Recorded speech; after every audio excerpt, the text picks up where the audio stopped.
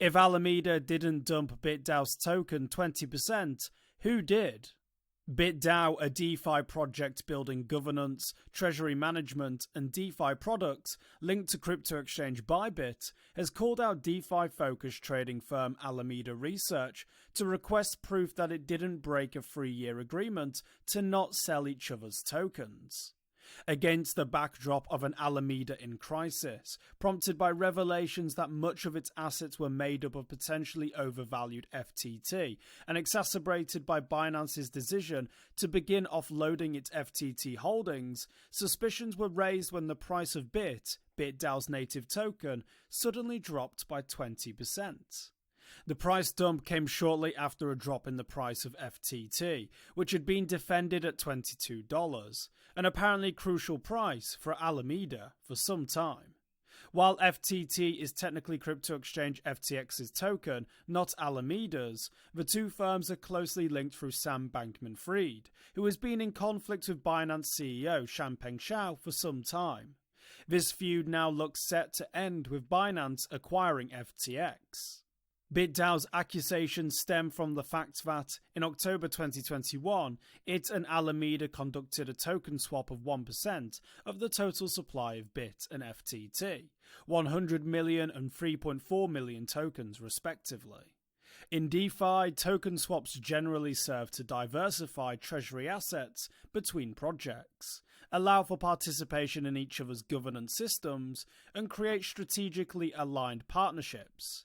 In this case, the governance proposal includes a, quote, public commitment not to sell each other's tokens for 3 years, end quote. With worries that Alameda may have sold a portion of these tokens out of desperation, concerns begin to mount that BitDAO, which launched a community proposal to monitor commitments to the deal, would respond by offloading its FTT, putting further pressure on the embattled Alameda. While BitDAO hasn't moved a single FTT token from its treasury since the token swap last year, a look at Alameda's address gives a less clear picture of what it's been doing with its share. A few weeks after receiving the tokens, they were all transferred via an intermediary address to FTX. Then this morning, shortly after CEO Caroline Ellison's denial that Alameda had been responsible for the dip in BIT's price, funds began to return from various sources. The majority, 92 million, were returned from the FTX address, but the remaining balance came from other sources, including Coinbase and what appears to be another exchange hot wallet. While this doesn't constitute proof of selling, nor does it prove that Alameda didn't break its agreement with BitDAO by selling its BIT holdings, it only proves that the company was able to come up with the necessary 100 million proof of funds from a variety of sources. As the sale was executed via an exchange rather than directly on-chain, it's impossible to verify who was responsible.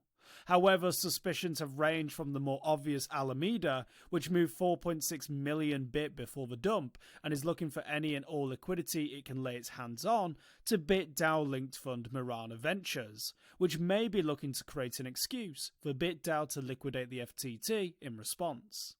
Then again, this may have even been an offensive move from Binance, looking to sow suspicion between the two organizations and prompt BitDAO into dumping more FTT onto the market.